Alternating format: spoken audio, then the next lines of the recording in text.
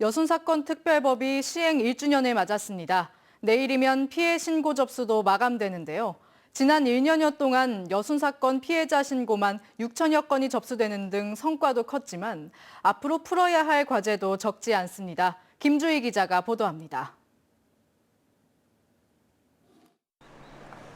여순사건 피해자 신고 접수 마감일을 하루 앞둔 오늘, 여순사건 피해자 700여 명의 명단이 여수시 여순사건 피해 신고 접수처에 접수됐습니다.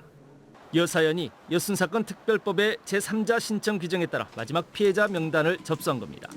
당시 20대였기 때문에 자식이었거나 아니면 있어도 몰라서 신청할 수 없는 경우들이 많았습니다. 그래서 그분들을 저희가 20여 년 동안 조사해온 명단과 기신청된 명단을 비교 분석을 해가지고 빠진 분들을 이렇게 찾아내서 약 900여 명을 찾아내서 오늘 신청을 하게 된 겁니다. 이로써 특별법 제정 이후 지난 1년여 동안 여순사건 피해자 신고 건수는 모두 6천여 건을 넘어섰습니다. 여순사건 특별법이 제정 시행된 이후 지난 1년 동안의 가장 큰 성과입니다. 지난 1년 동안 확인이 어려웠던 피해자들에 대한 군사 재판 기록과 수용자 기록 등 공적 자료들이 다수 확인된 점도 주목할 만한 성과입니다.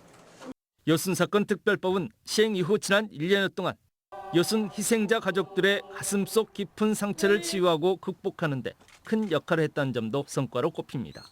그동안에 좀 트라우마에 갇혀 있던 사람이라든지 우리가 소위 이제 레드 컴플렉스라고 얘기하는 옛날에 이제 연좌제라든지 뭐 이런 것 때문에 상당히 기피했던 그런 분위기가 조금 좀 반전된 부분은 없지 않아 있는 것 같습니다. 이 같은 성과들 속에도 앞으로 풀어나가야 할 과제는 적지 않습니다. 현재 위원회가 접수받은 사건에 대한 심의 결정건은 150여 건에 불과해 진행이 더디다는 점입니다. 또한 여순사건 피해자 수가 최대 2만여 명에 이를 것으로 추정되고 있는데 현재 접수자 수는 전체 35% 수준에 불과한 상태여서 여순사건 피해자 신고 접수 기간의 연장도 필요합니다. 현재 특별법의 미흡한 점을 보완할 법령, 시행령 개정과 함께 직권조사의 실시 등도 요구됩니다. 이 밖에 각종 여순사건 관련 사업을 추진하는 데 있어 지역별로 미묘한 입장차를 보이고 있는 점도 개선돼야 할 대목입니다. 여순사건 특별법 시행 1년.